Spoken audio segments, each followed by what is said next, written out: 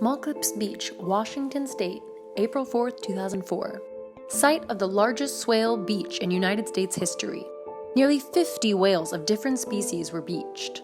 The Seattle-based research team for the National Oceanic and Atmospheric Administration was quickly on the scene to investigate the cause of the mass beaching. Heading the research was respected marine biologist Dr. Brian McLaurin. Brian was one of the first scientists to draw a connection between the mass beaching and maybe sonar use. He was the most experienced in these events, but even he had never seen anything like this before. Blood was visible coming from the ears of the whales, and every whale was bleeding from the ears. That meant that they had all suffered by some kind of major internal trauma. It was believed that the loud sound of the Navy's sonar scared the whales into the shallows, where they stranded themselves.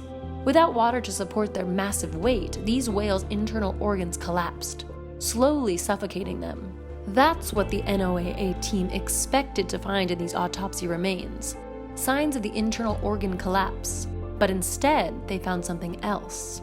The internal organs hadn't collapsed, and there weren't circular lesions on the samples. Clear evidence of infrasound theory, very powerful ultra-low sound waves that could theoretically be weaponized, and if they were, could potentially be used for devastating effect.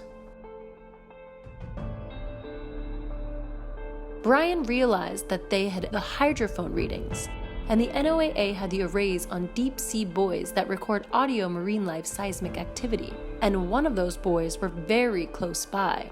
So it's likely that they had recorded the whole event. Sonar blasts, the whale reactions, everything.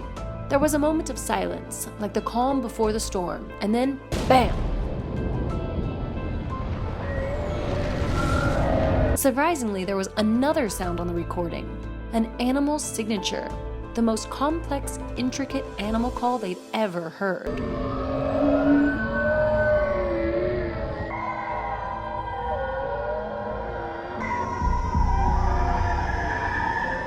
A spectrogram analysis was running the data. It removed the whale's sounds and slowed the recording down into the range of human hearing, 1/3 of its original speed.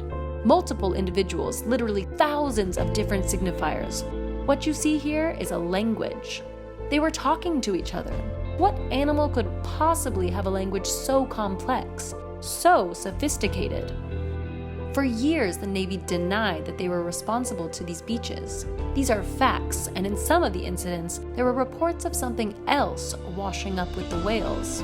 In 2004, 2 boys were the first to arrive upon a base well in Washington State. They captured it on a cell phone, and they saw a body. They went on record claiming they saw a body, but that official record was later changed. People usually don't want any trouble when the military is involved, and their mothers were smart enough to make the boys change their statements. The Navy took the remains of what the boys found. The NOAA got the body back to the lab, and the condition of the remains was just about 30% of it. What on earth is it?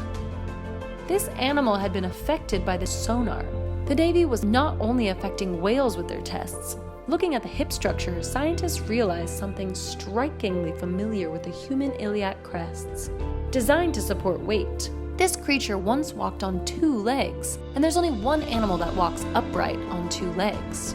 And if this thing once stood on 2 feet, they realized they have hands.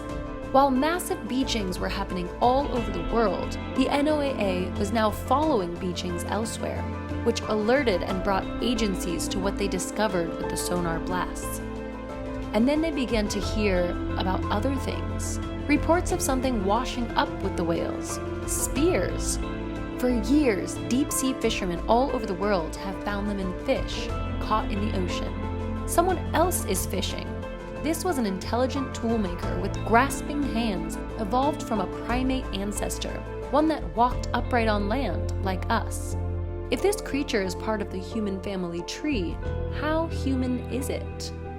Dr. Leanne Weiser, a forensic anthropologist in the Department of Human Evolution, reconstructed the appearance of an individual based on the fragment of skull and other bones that were found. That skull had very large orbits, bigger than any modern human. The eyes would be quite big, and large eyes are found in animals operating in low light. The concave shape in front of the skull indicated that it had a melon, a specialized mass of fatty tissue that enables dolphins and other whales to echolocate. This was the creature that had made the sound, and the calls had never been identified. The NOAA team found the answer, but the military didn't let them keep it. Everything was cleared. Mermaids have persisted only because they can hide, and we hope they stay that way. Forget what we're claiming, forget the recording, forget the sworn affidavits or other scientists, and forget our own cultural references of mermaids. There is another culture that will remember them.